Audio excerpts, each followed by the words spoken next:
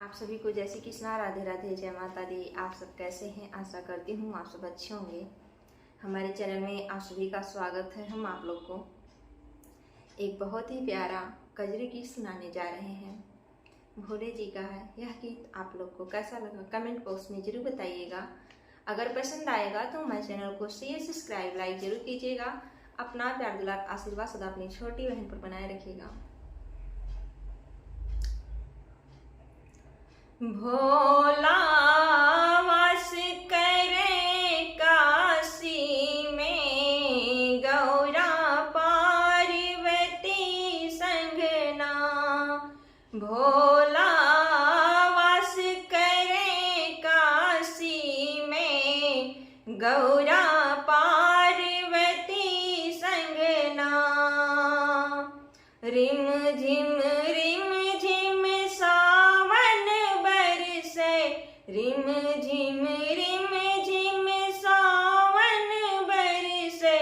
चम चम चमके बिजुलियाना। रिम झिम सावन बरसे, चम चम चमके बिजुलियाना। भोला वास करे काशी में, गौरा पार्वती संगना।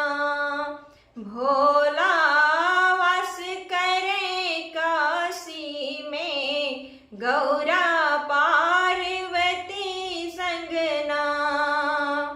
माथे पे शिव के चंदा चमके, माथे पे शिव के चंदा चमके, गंगा मारे माथे पे शिव के चंदा चमके, गंगा मारे लहरियाना।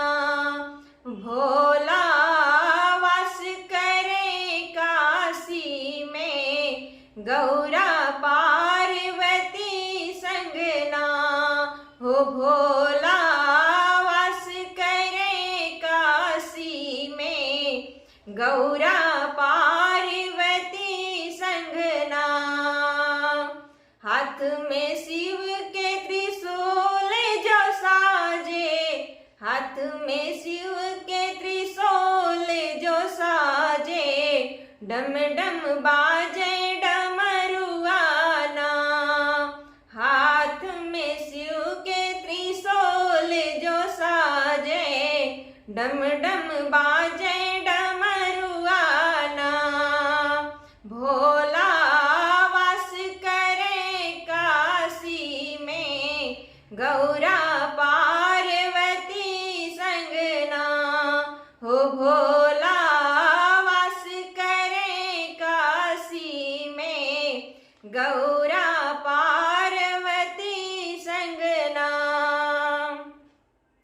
पाँव में शिव के घुंघरू झनके, पाँव में शिव के घुंघरू झनके, खाके नाचे भंग भोला भंडारी ना। हो पाँव में शिव के घुंघरू छनके, खाके नाचे भांग के गोलाना। भोला वास करे काशी में, गौरा पार्वती संगना। भोला वास करे काशी में, गौरा पार्वती संगना। देव ऋषि सब जय जय बोले, देव ऋषि सब जय जय बोले, जय हो गौरा के संवरियाना। देव ऋषि सब जय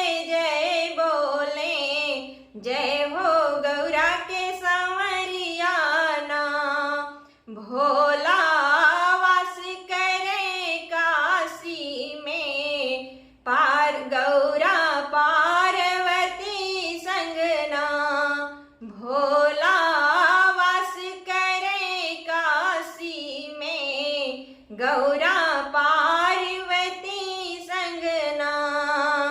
भक्त पुकारे बम बम भोले, भक्त पुकारे सब बम बम भोले।